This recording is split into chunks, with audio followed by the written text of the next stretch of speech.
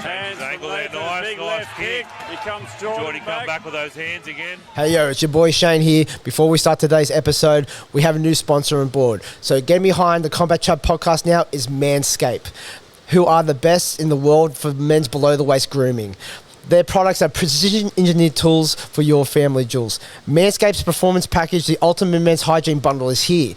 Join over 4 million men worldwide who trust Manscaped with this exclusive offer for you. 20% off and free shipping worldwide with the code COMBATCHAT, all one word. If my maths correct, that's about 8 million balls. Okay, fellas, let's be honest. There's always that story of us trying to trim the hedges, mow the lawn when in the younger days, but even probably now, because we don't want anything scraggly down here. We don't want our budgie smugglers to look like they're tarantula smugglers. Okay, we've got to keep it fresh. Okay, and this is where the lawnmower 4.0 comes in place, and I've used it myself. And it's great. I got nothing but good things to say about it, actually. So, I'm going to kind of keep everything pristine from now on because Manscaped's on board. And it doesn't stop there. You also got the Weed Whacker, which is good for the nose hairs, the ears hairs. You also have the ball deodorant, the ball toner. So after you smooth it and kind of moisturize some of them, they're going to be smooth as eggs. Who doesn't want to touch them after that? For real. So in saying that, it's time to take care of yourself. Go to manscaped.com and get 20% off and free shipping with the code COMBATCHAT, all one word. So remember, to get 20% off, free worldwide shipping, put in Combat Chat at manscaped.com. And remember, unlock your confidence and always use the right tools with the job with Manscaped. Boy, back again. Here's Shane by myself. I was meant to have Hugh, but I think I fucked up the scheduling, so it's totally on me. Maybe Hugh might jump in later. I got the second mic ready if he does here, but I couldn't get it onto him on Instagram or Facebook Messenger. So Hugh, if you hear this, sorry man, it's totally my fuck up, my bad. But I'm not running solo though, so I do have a guest on today. He's hails from Queensland, fights out Mark Pease Strikeforce Gym. He's a 2-time WMC state champ. It's James, sweet as honey. How are you today, sir? How are you, mate? Happy to be here. Oh, mate, that's great. Good to hear. So, how's the weather down your end, mate? It's a bit shit today. It's been raining this morning, but it looks like it's starting to come blue skies. But yeah, it's actually been a little bit shit, Queensland, the last year or so. We've been having that much rain. Oh, yeah. I feel you. Today, it's good in Sydney. It's it's sunny. It's in the 20s. Oh, this is nice. I could get back used to this again. But, don't give my hopes up too high. It's just going to that's it. Yeah, I feel like we didn't even get a summer up here last year. Last summer was just wet, just rain. Yeah, it sucked. But hopefully this summer's a bit different. Yeah, definitely, mate. Yeah, maybe just invest into a tinny or something to get around. I literally just bought a jet ski last year. Oh, nice. And then I didn't even take it out because it was raining that much. Take it out a handful of times. That's it. Yeah, fair enough. All right. So, look, James, like everyone that we first get on the podcast from there, we want to know the Muay Thai origin story. So, how about you just let loose, how you got into it, how to build up, and then after that, we'll dive into your fight career as well. Yeah, sweet as.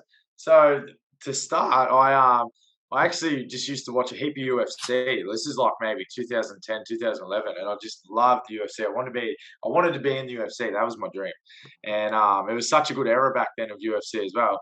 And then I went to an MMA gym and I started training, and I wanted to fight straight off the bat, and got training, and then I just started Muay Thai as well on the side just to help the MMA, and then I had an MMA fight, and it was a good fight, but in Victoria back in the day, in amateur MMA, you could only hit to the body. You couldn't hit to the head. So it was no headshots. I fought a jiu-jitsu guy, and it went the distance, but we were just on the ground the whole time. And then after the fight, I was like, oh, fuck that. I'm just going to stick to Muay Thai. And then I ended up having a Muay Thai fight later that year. So, and then it just sort of went from there. I had about 4 fights out of that gym. And then one of my good friends, Ishi, shout out to Ishi, he took me up to Melbourne, and I went to Peter Hatton's gym and Fighters Express. And that's where I really seen a fight gym. And I just started training. I used to take the train down there because I was only 16, 17.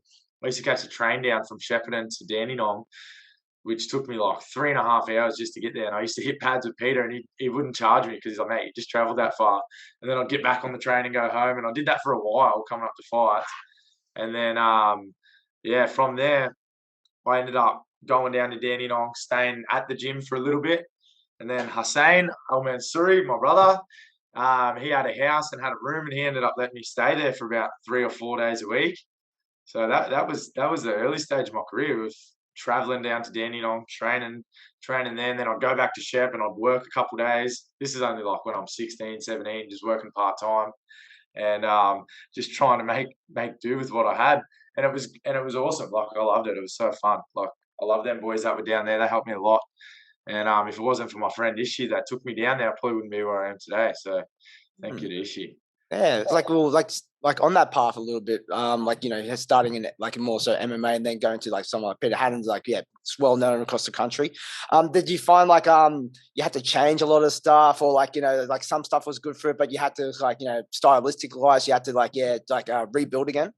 Well, to be honest, at the first gym I was at, out of Mick Clark and Kaizen, they had a nice Thai style as well. They did their MMA with Brad Clark, his son, but then on the side, like, they had Muay Thai, and Mick really focused on the Muay Thai. So, and he had a nice Thai style, so I sort of developed the Thai style beforehand anyway. And then when I went to Melbourne, Peter actually helped me with like my hands a lot, because he has that nice Dutch K1 style, and it's awesome. And just the boys there as well. And so I didn't have to change too much, but it just sort of developed as I kept going and just kept improving. Yeah. Mm-hmm. But I remember the first night I went there, I sparred Ramesh. And I remember, like, I was a young kid. He teed me that hard. And I still remember it was like the hardest teep I've ever had in my life. those long legs of his. Yeah, there's long legs. He'd probably still tee me like that today. Yeah. So you're based out like Victoria initially, and now it's like, you know, you found, when did you actually find yourself going up to Queensland? So after I was doing that, I never loved Melbourne. I never loved Dandenong. I couldn't really see myself living there. I loved hanging out with my friends back in Shepparton and my family in Shepparton. And then I was like, I need to move somewhere, but I don't know where. So I went to go to Perth. Tried Perth. I stayed with my mate Ishi for 2 months. And I trained at Mungkong Mai with Bill Seth. And then I come back to Victoria, and then I was like, I'm not really a fan of Perth. It's nice, but I don't know if I could live there. So then I went up to Thailand. I went to Thailand for 6 months. I was actually planning there to stay there for a couple of years, but right before I went there, I got with my girlfriend, which I'm still with today, and she come and visited me at about the 4 or 5 month mark. And then after she left, I was like, oh, fuck this, I'm coming back home. And then I come home, and then funny enough, when I come home, I was training for a fight, and I was still going down to Peter's and training and doing sparring once a week. And then I broke my hand on a holiday in the Philippines, and I had 3 years completely off fighting. Like, I just did the hard work in Thailand for like 6 months, had 5 fights in 6 months, come back, broke my hand, and then I had 3 years out of the sport. Probably, I actually really never thought I would fight again, to be honest. I was just working and just partying and just doing stupid stuff that I shouldn't have been doing, eating shit food. And I got up to 95 kilos too, and I was like, I need to turn this around. And so I just started going to the gym, just started lifting weights, doing a little bit of boxing here and there. And then from there, I said to my girlfriend, I'm like, I need to move away. I don't know where I'm going. I'm probably going to go to the Gold Coast. If you want to come. I really want you to come. But if you don't, I understand. She's very family orientated. I said, that's all right. If you don't want to come, that's fair enough. But she moved up with me, and that's how Queensland come about. I went to Pease's gym first, and then I've been there ever since. That's when my Muay Thai career really has started to evolve. Ever since I got to Strikeforce, yeah, I've just been going levels and levels above each year.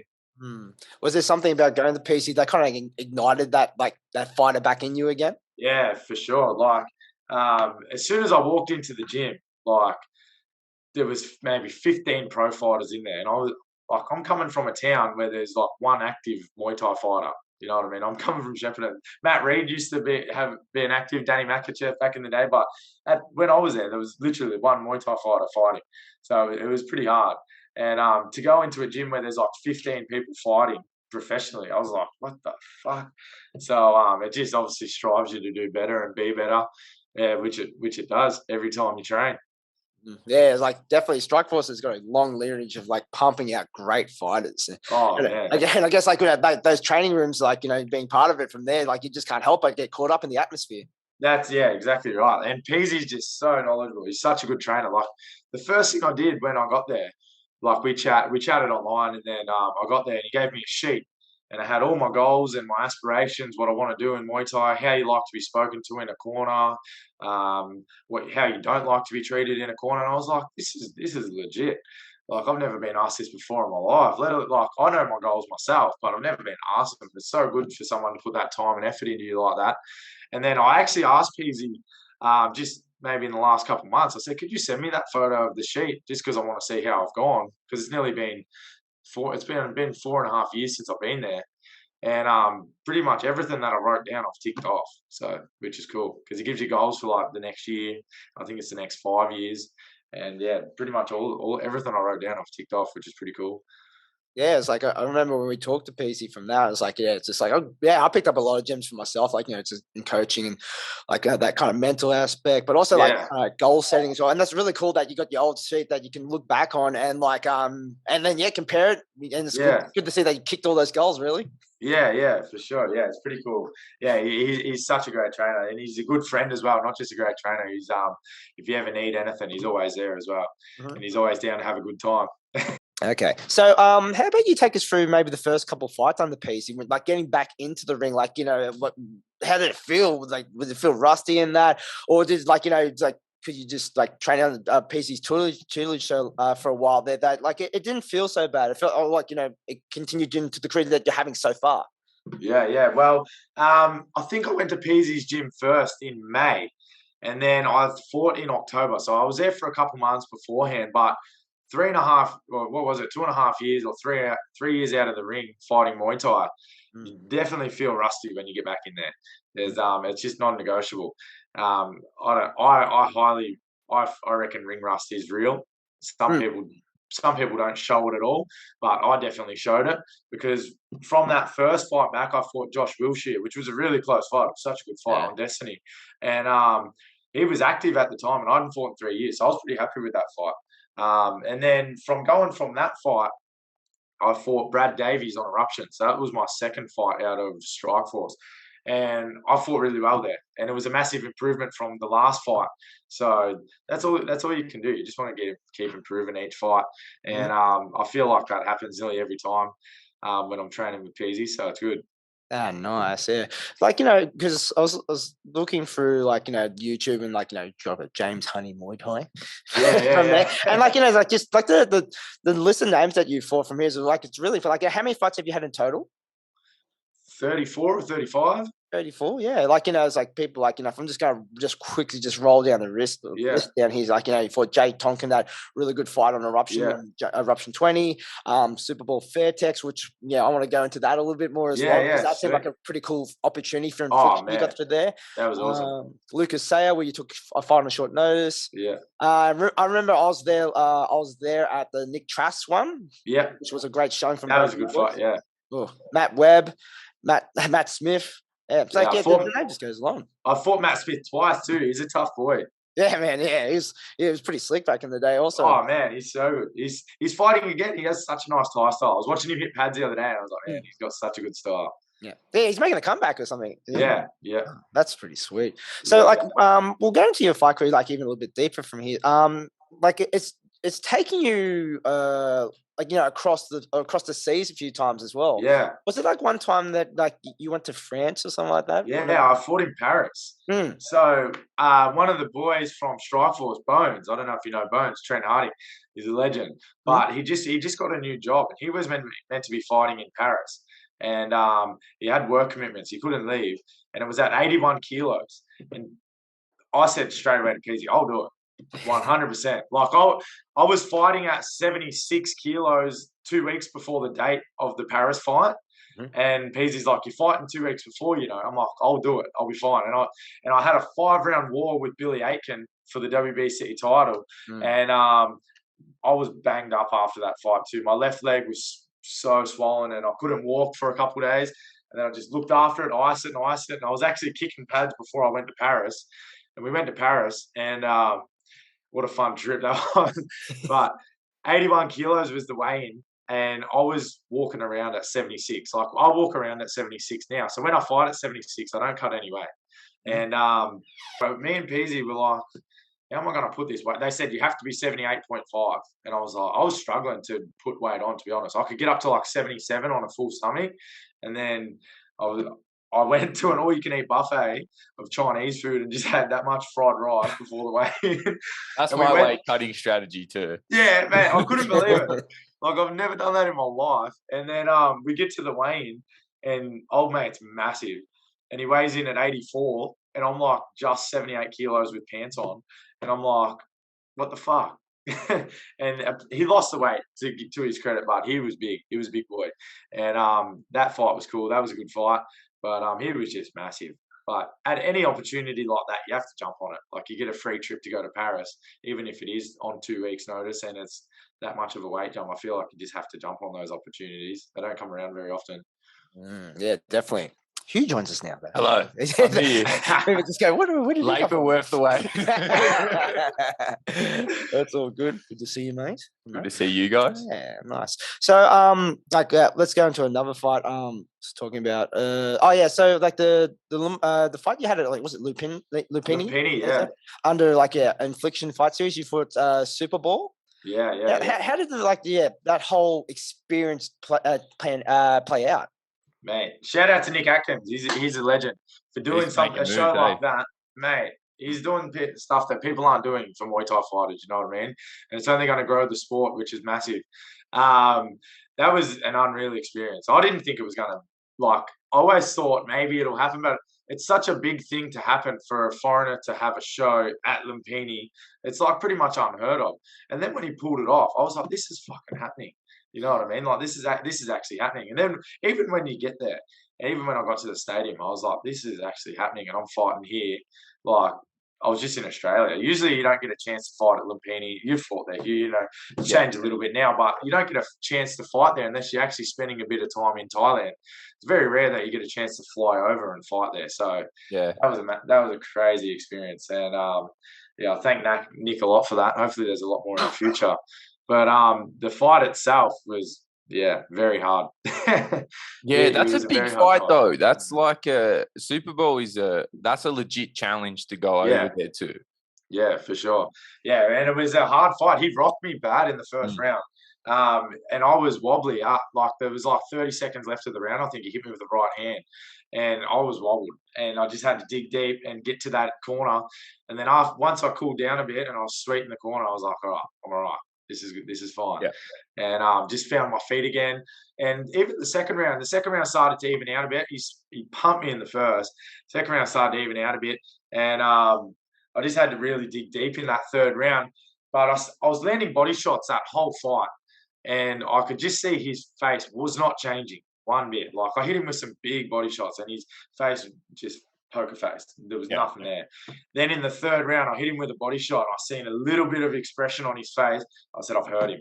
And so I just tried to aim for that body a bit more and a bit more. And in the end, his posture was starting to break. And I think that's really what sealed the win in the end. Mm-hmm. Just starting to break his spirit. But that was a crazy experience to go to Lumpinee and win. It was cool. And how long were you guys in Bangkok for? We were in Bangkok. We flew in on the Tuesday. And we got there Tuesday night. And then I left on the Sunday. I went down to Phuket for a week. Yeah. Just with my dad actually come over with me. Oh, nice. We went to Phuket for a bit of a holiday, trained a bit for a week. But they left on the Tuesday. So they were there for exactly a week. Where were you? Was it Muay Thai Academy that you guys were kind of based at? Sort of the old Rompo Mansion there. Yeah, the Rompo Mansion. And that's actually like the hotel. I don't know if you know much about the Rompo gym, but there's actually a hotel there called Rompo Mansion. Yeah. And we stayed there, and it was cool. Like, it was just a typical Thai hotel, but they had a pool and stuff, which is cool. The gym, it's nice there. It's cool. Have you stayed there before? I've not stayed there, but I've been around the area. It's like where that sort of super export shop and right there. Yeah, it's actually a really cool area. Like, it's not far from anything really. You can just go for a walk. You got that shop. There's Tesco up the road. It's actually a cool area. Yeah, it's nice there. Yeah, but I remember that first session because we got off the plane. on Tuesday night, and then we trained Wednesday morning. And just the heat as well. Like, it's always hard that first session in Thailand, but when you're cutting weight as well, like, man, I felt so shit on the pads. I hit the pad and I was like dying after 2 rounds. I was like, what the fuck? I'm meant to be fit. But the next couple of sessions was a bit better than that first one. But it's just that heat wave that everyone's used to when you get to Thailand. It just knocks you around. Yeah, because that's something I was interested to get your take on, because like one conversation I've had with a few people recently is what you touch on, and Nick Atkins' great work, is that this kind of sort of mid-tier, that developing tier of Thai boxing is that kind of entertainment level, the Fairtex, Lumpinee, the Super Champ, that kind of cluster of shows. But like you say, it is sort of reserved for people who are in Thailand long term. Like, you've kind of got to move over there to get on these. So sometimes we've got plenty of people within Australia, and there are plenty of course, Europeans and stuff as well that are definitely at that level, but kind of locked out because you've got it. Not everyone wants to spend time there long term, or is able to. So, but that's the other consideration of that is, if you want to jump on and fight in Super Champ, you're probably living there already, right? Or that's exactly right. That's it's really hard to. It take, like, when if you go to Thailand for a couple of months, you kind of don't feel right for 2 weeks, I reckon. Oh, for sure. You know what I mean? So that must have been very challenging to just kind of get off the plane and do the fight week stuff and kind of try to kick that, initial heat shock, and then get in the ring Saturday night and fight. It definitely takes it out of you, like 100%. Like, every single time I've gone to Thailand, man, for even the 2 weeks, like my first trip was only 2 weeks there. Yeah. And I was fucked that whole trip. And then, like, as the trip started to get longer and longer, I was probably fucked for longer, to be fair. But just because that first trip was only 2 weeks, that I was fucked for 2 weeks. But it does take it out of you. But you just got to try and remember that the fight, it was only 3 rounds. But I just had to try to stay positive and just think it's only 3 rounds. Like, I just got to try and deal with this heat, because the training sessions were brutal. Getting straight off the plane and then hitting pads, like, it was hard. And even just the weight cut in general, I make weight pretty easy, but it's just different having to go over there, deal with the heat. You're walking around, because you're in Thailand, you want to be doing stuff as well. You don't just want to be sitting in the air-conditioned room. Like, you want to be going out doing stuff. So you're walking around sweating. You know what I mean? You're not just sitting in your room nice and cool. You're walking around sweating while you're water loading, trying to get water in. Then you train. It was very different, but can definitely take some things. If it happens again, can definitely learn from it for next time, and just try to manage my energy probably a little bit better, because I was like, let's go do this. Let's go get a massage. Let's go do this. Because, like, you're in Thailand. I've been in Thailand for a couple of years because of COVID. You know what I mean? It was all still very exciting. Felt like the first time being back there. Yeah. But and it helps that Chad speaks Thai, so that does help. Yeah, it was so funny. We were in a massage shop, and they were talking Thai, and they didn't realize Chad was talking Thai, and they were saying whatever, and then he started talking Thai back to him, and they're like, "Oh shit, this guy talks Thai." And then he's having a conversation with him that for the whole massage, just talking Thai to him. It was crazy. I was like, what the fuck were you saying to him? Were they talking shit about us or what? He's like, no, we're just having a laugh. I was like, oh, fair enough. That's kind of another one that's an interesting question, I guess, too. Like, talking about what you sort of learned and can take away from flying in, flying out, and just fighting in Thailand. What was easier, flying much further to go and fight in France, or flying, a shorter travel time, but probably a harsher climate in Thailand? Or it's just kind of... I feel like the one to Paris was easy because I could eat on the plane. Okay, that makes a difference too. When going to Thailand, that was the worst flight I've ever had. Like, just because it's the first proper overseas flight that I've had to cut weight. Yeah. Like, and I packed my food on the plane, but obviously you can't pack your normal meals for the day because they'll just turn to shit. And I didn't eat any food on the plane that was from the Jetstar. So I just had protein bars and bananas and apples, and it was just shit. I love my food. I just did not enjoy that flight at all. But you got to do what you got to do. The flight home was a lot better. Can imagine. Flight home was way better. And you fought again. Like, you would have only been home a couple of weeks from Thailand Yeah. when you fought again, right? How long was that turnaround? It was, so I fought the 28th of May, and then I fought on the 2nd of July. So it was like 5 weeks. Yeah. But I had 4 weeks from when I was back from Thailand, because I spent an extra week in Thailand. Yeah.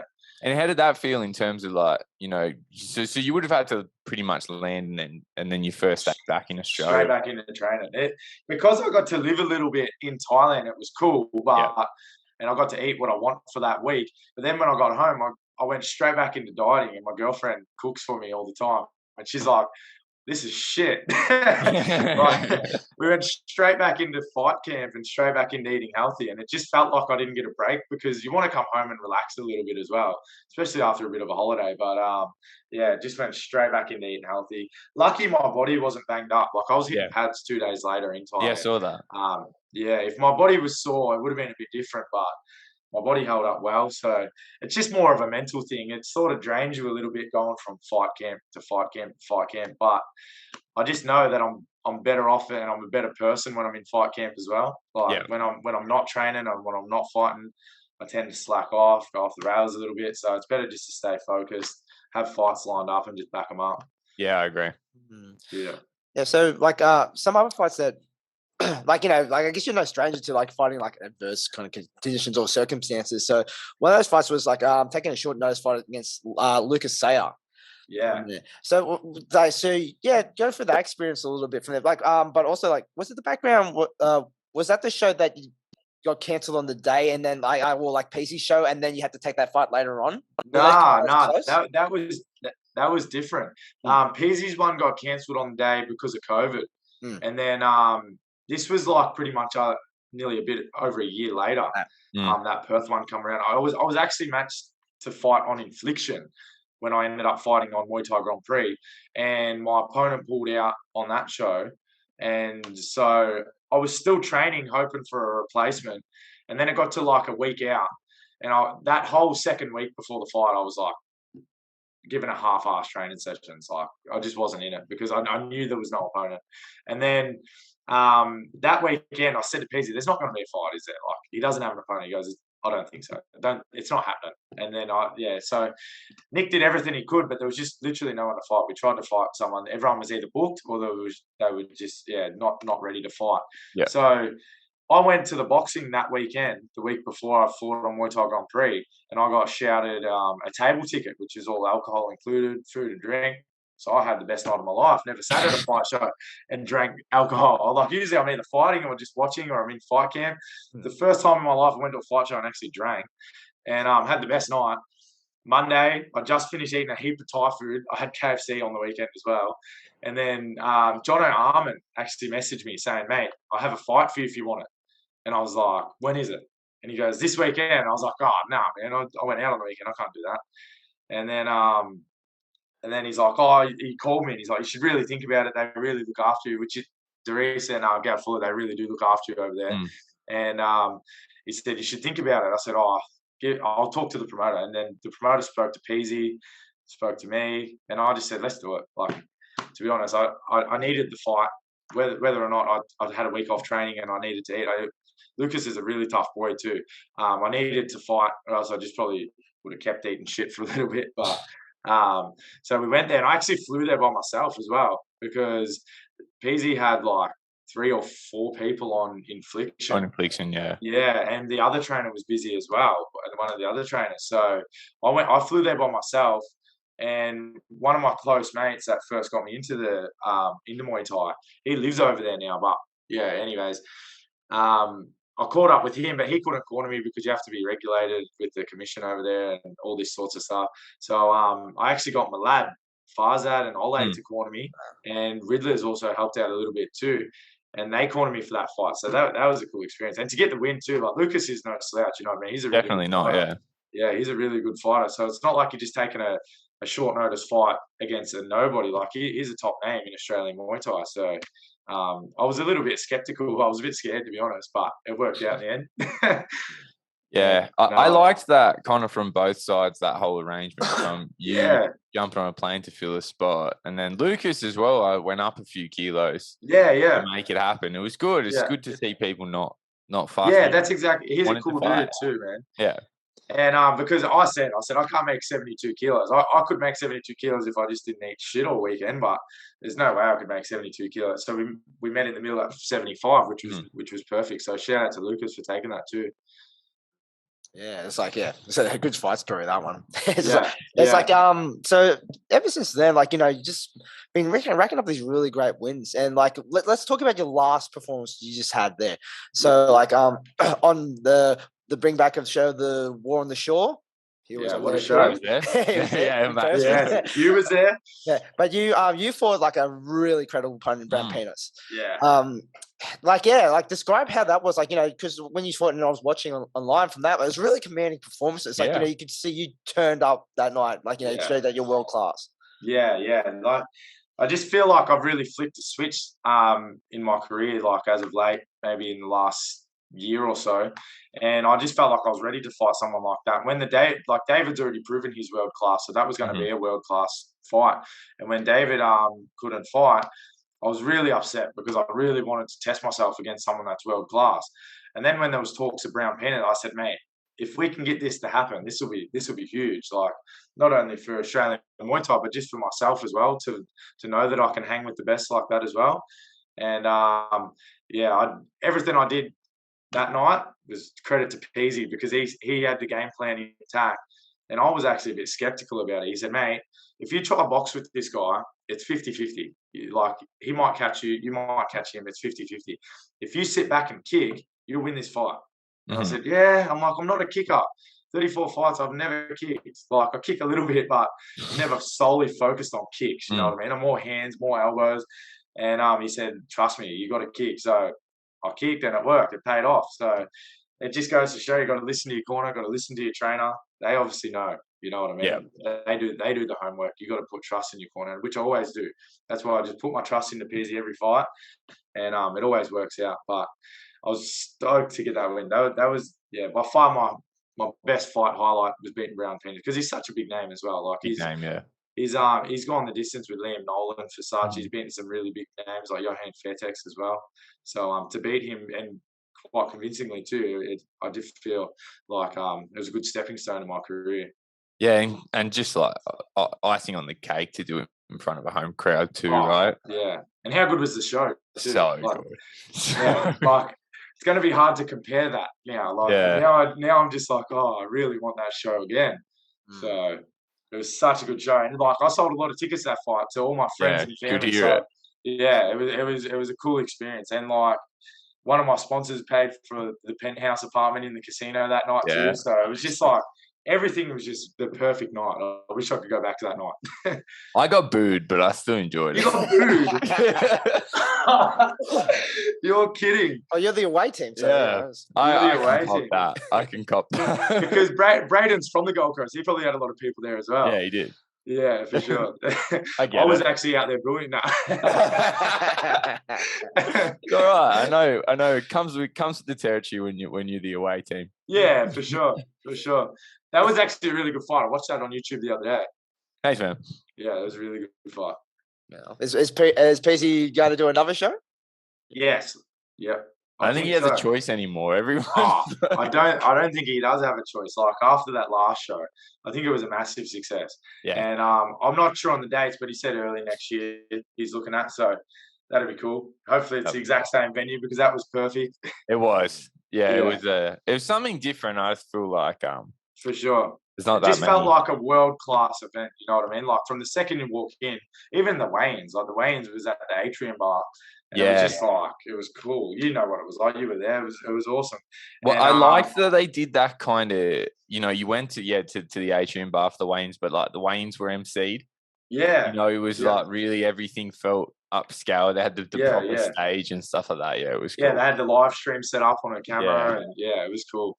And then, like, even on the fight night, I remember I walked down to look at the venue before the fight started, and I'm walking in, and there's like a digital screen with like the poster on it. And I was like, oh, that's cool. And then I walk in, I see the venue, and my jaw dropped, and I was just like, wow. I was like, this is next level. For a Muay Thai show, it felt like you were at a top level boxing show. To be fair. Yeah, like it really did. And even at all the change rooms, like sometimes, which isn't bad. Some shows you're in the same change room as your opponent, which isn't a bad thing. But like you had your own room, red corner, blue corner, and it wasn't just a shitty ass room. Like it was a big room. It was cool. It was all carpet. Yeah, the whole experience of that show was good. Every other interstater was in the blue corner, and I was in the red corner. You were in the red corner. Yeah, I know, that's the best. Yeah, I just waved goodbye to my trainer and everyone else who was from the interstate teams. And you had two right-handed gloves, didn't you? Two right-handed gloves. Yeah. I forgot about that. Yeah. Just trying to set you up there. So yeah, fucking interstaters. That was cool. Yeah, that was good. So, actually, I had a question for you just to kind of change gears a little bit. Because, like, from following your fights, I very much agree as a spectator that, like, it really feels like you've clicked it up a gear in the last however many fights. Like, really, obviously, we're always like, you're a very experienced guy. We're always a consistent performer and always at that higher level. But it does feel like the last few fights you've kind of leveled up a bit. I'm interested. I've got a couple questions on that. You fought like across, because I remember watching you fight primarily at middleweight, and then there was a period of time where it looked like you'd made a decision to go to super middleweight. Like there was a few fights in a row. Now kind of back at middleweight. Was that just a matter of you running out of fights, or were you testing the waters of a change? No. I'm too small for super middleweight, to be honest. Like I walk around at 76. Like when I fight at 76, I wake up on weight. So I can still fight at 76. I don't mind fighting at 76, but if I want to be smart with my career and start working on moving up the rankings, it's just smart to stay at middleweight. Yep. But like I don't mind fighting at super middleweight, which it might happen later in my career, but I can make middleweight so easy. I always have been able to make middleweight easy. Yeah. It was just struggling to get fights at middleweight. I thought it might have been going up. Yeah. Yeah, I really couldn't get fights there at middleweight for a good couple of years at least. So then when one popped up, I'd take it. And then there's one at 76, I'd take it. And then it'd be like 74, 75. But stuck at middleweight now for the next couple, which is good. Yeah, it's funny as well because yourself and David, of course, was like, it's like a cursed match. Like it's supposed to. But that was originally matched at super middleweight, right? And then at super middleweight, kind of moved down, and then time went by and it just became a middleweight fight. It actually was matched at 74 for the next one. Yeah. So it was a catch weight, but 74 may as well be middleweight. You know what I mean? Everybody that makes 72 can make 74. Obviously, yeah. But I don't know what's going on with that fight. Third time's a charm. We got to get it happening. David's such a good fighter. And, it would be a really good fight to watch. It's going to be such a good fight. I was so excited for that fight, but hopefully he's all healed up now and we can get it happening in the near future. And I mean, like with the performance that you've put on since that was originally matched, maybe from a fan standpoint, it's probably even more exciting now. Yeah, for sure. Yeah, I feel like it actually sort of worked out better for me, to be honest. Like David's a world-class opponent, but to fight a big international opponent like that as well, it brings international people in as well, not just Australian fans. So it sort of worked out better for me, even though I would have rather to fight David because it would have been awesome. But I'm pretty happy with the fight and how I fought as well. So like, you say you walk around about 76 from there. So you obviously don't do big cuts then like that? Nah. On the day of the weigh-in, like I do less than a kilo. Like I just water load, and then on the day of the weigh-in, I wake up like maybe 73. The last two fights have been 72 at the dot, so not 72 and a half. And when I was in Thailand, I woke up. I didn't wake up, so I weighed in at like 71.3, easy too. Like I made that really easy. So there's talks of maybe making 70. Like I could, if one jumped at me, I would for sure. Because there's no way I'd be fighting Nicky Holstein or someone like that at 77. In some mood or something. Oh man, that was such a crazy his last fight. But they're just. Oh man, their body composition is just so much bigger than mine. Yeah. Like maybe if I'd started lifting weights a bit more, it'd be all right. I could probably hang with them. But at this stage, middleweight, maybe 70. We'll see what happens. Yeah, fair enough. And from that, I guess, because you always have been at the forefront of taking on like the hardest available opponents. Yeah. Do you have kind of like a list of the guys that, whether it's within Australia or international, that you really feel like are the names that you need to kind of add to your list? Do you want to go? Yeah, I just want to keep fighting. Like, I've got some really exciting fights. Like, I don't know if I can talk about them, but so I won't mention them. But I've got some really exciting fights locked in, and even this year, like 2 of them are in the top 10 of the WBC. Okay. So if I can beat them, you know what I mean, it pushes me right up there in contention for a world title, which is the goal for pretty much every Muay Thai fighter at the moment, course, to yeah. win a world title. You know what I mean? But I just want to keep ticking off big names. That's the biggest thing. And as long as I'm fighting good and putting on good shows, that's all I really care about. Names are not. I can't think of any off my head. You know what I mean? But you're not like, fast though, right? Like, whoever. Like, I've always been the same. Like, and I feel like that's the best advice to anybody as well. Just take whatever fight you can get, unless it's a complete mismatch. You know what I mean? Like, if you can honestly pull it off, then just take it. It's the only way to get better. And I feel like that's the only way I improved, was just to take every fight that got offered to me. And I've always done it.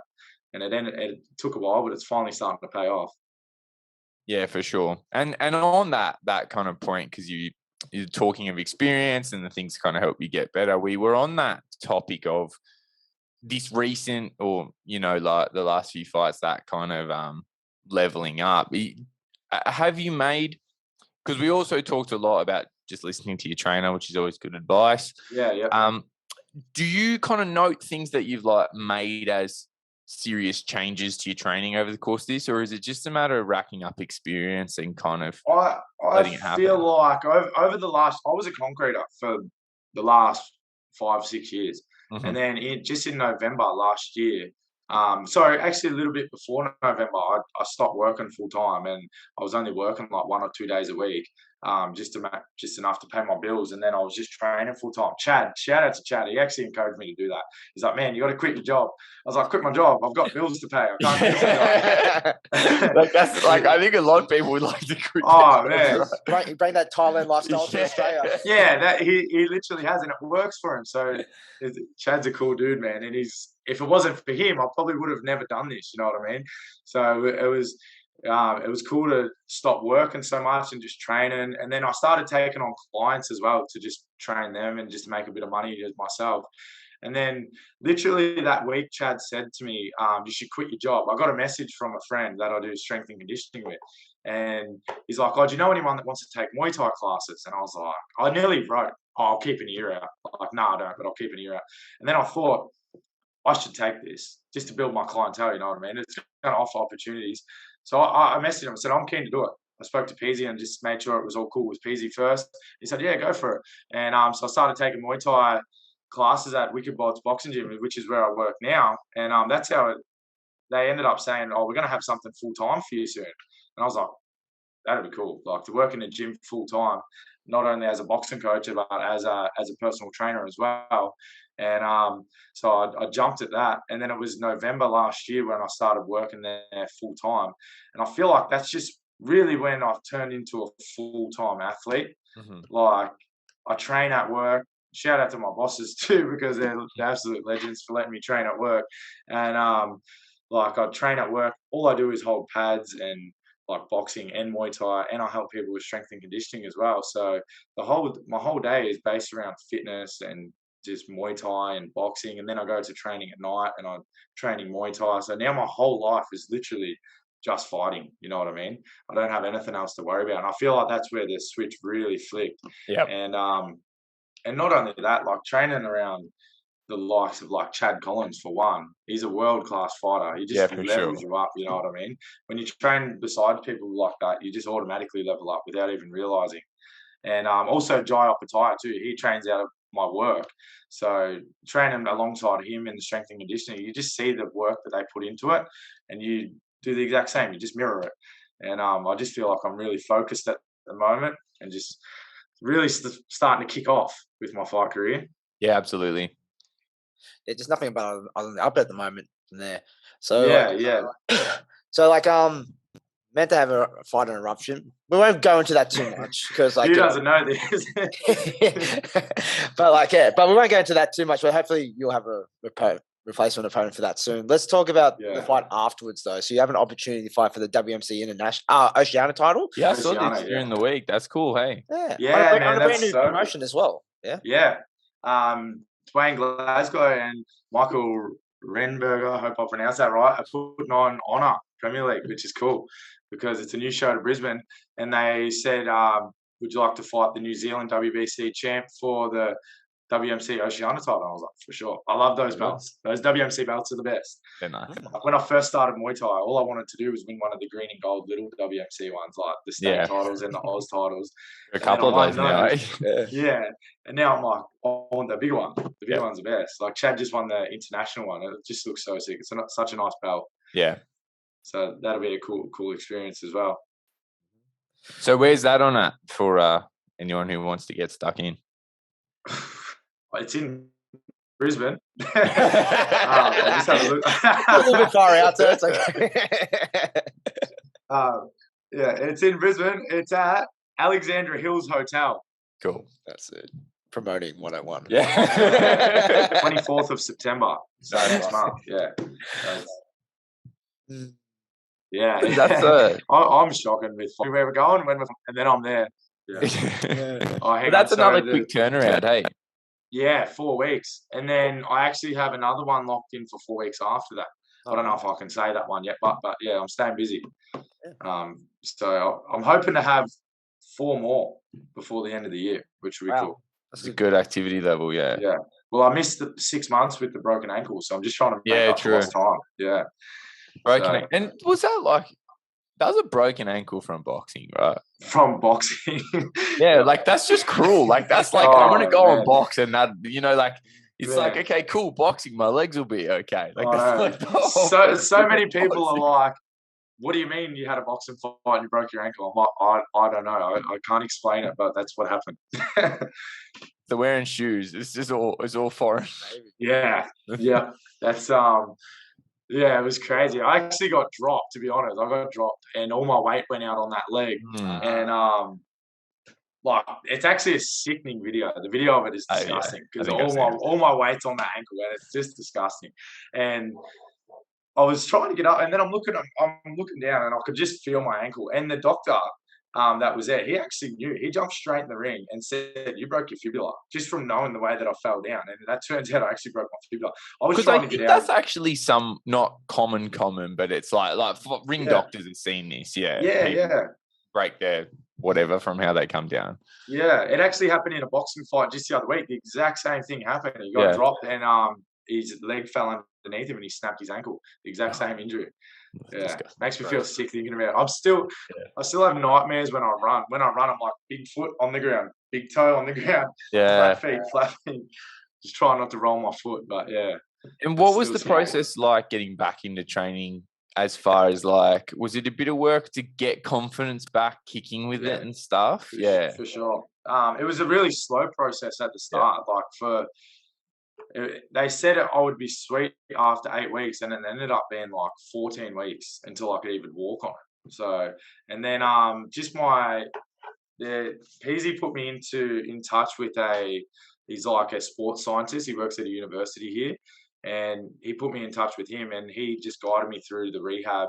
And I was going there twice a week and he had me doing stuff at home as well. So I was just doing this rehab day in, day out. And slowly, the more you do it, the more confident you get. You know what I mean? So, and then I just started to test the waters. Like I'd go kick the bag with a shin pad on. And then I'd slowly kick pads with a shin pad on.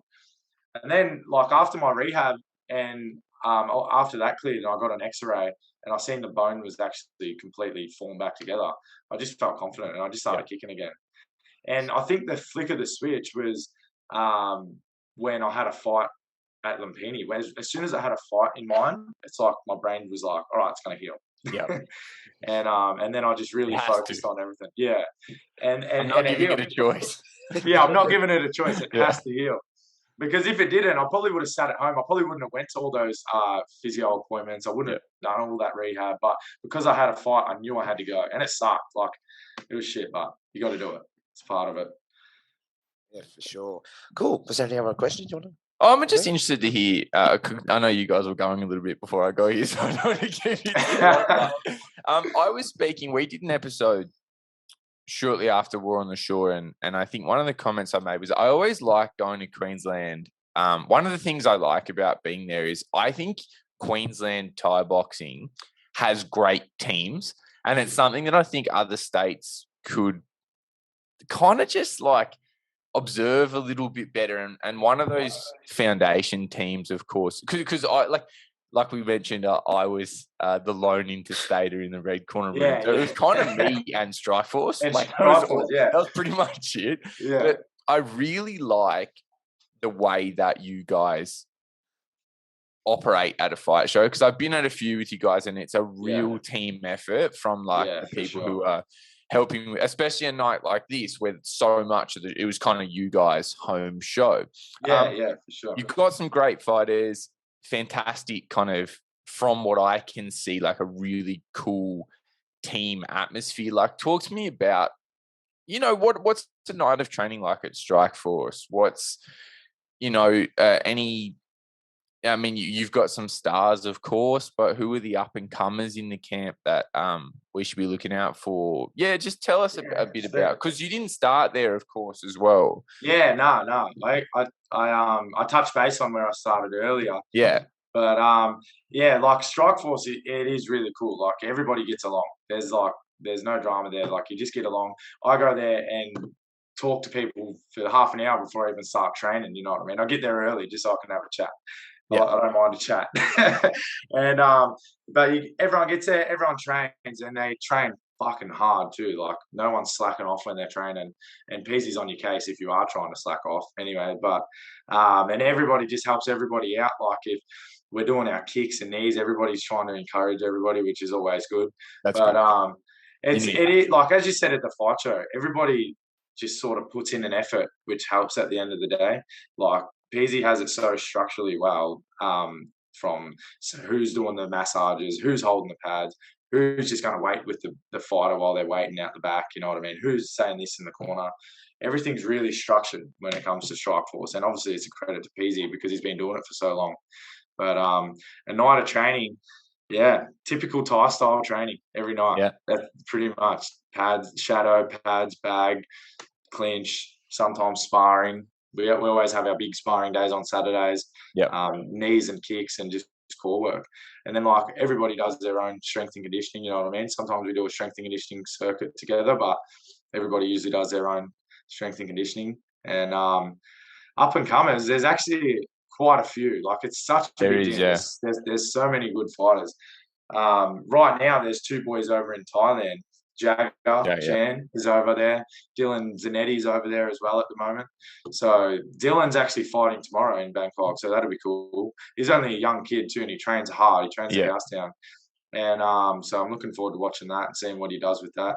And Jagger just fought on Fairtex. I saw that. And then he's fighting again soon, I'm pretty sure. So they're the real up and comers. That, like, there's a lot to name. You know what I mean? Yeah. It's hard to remember, but at the moment they're in Thailand. They're doing it the hard way and the way you should be doing it. You know what I mean? They're training hard, trying to get as many fights as they can. Yep. And like Jagger's, he's been training for a long time compared to how many fights he's had. Like, he gives me a lot of trouble at the gym. His style is very similar to mine. We'll stand there and go for 3 minutes and go back and forth doing the exact same thing. And I'm just like, this is fun. But they're really some fighters to watch out for sure. Yeah, unreal. Yeah, nice. Cool. I think that's coming to about time from there. Look, man, really appreciate you jumping on. It's awesome. Thanks for having me. And really, obviously, I'm really excited for you to be having a really busy year this year. Yeah. Cheers, me too. So where can people catch you, social media wise? Just on Instagram at James Honey, same as Facebook as well. Tend to try to post everything to do with my fights on there. Try to keep everyone updated as best as I can. But that's where you'll find me. Nice. Okay, cool. And thank you for everyone else for jumping on and listening from there. So remember, we're on YouTube. Obviously, subscribe to us, like it, comment on the videos, Spotify, review it, Apple Podcasts, review it. I'm going to say review it a lot because it helps. and of course, always share the episode. But we'll Tell get you your next time. friends. Yeah, we'll catch you next time, guys. Okay. See ya. Peace.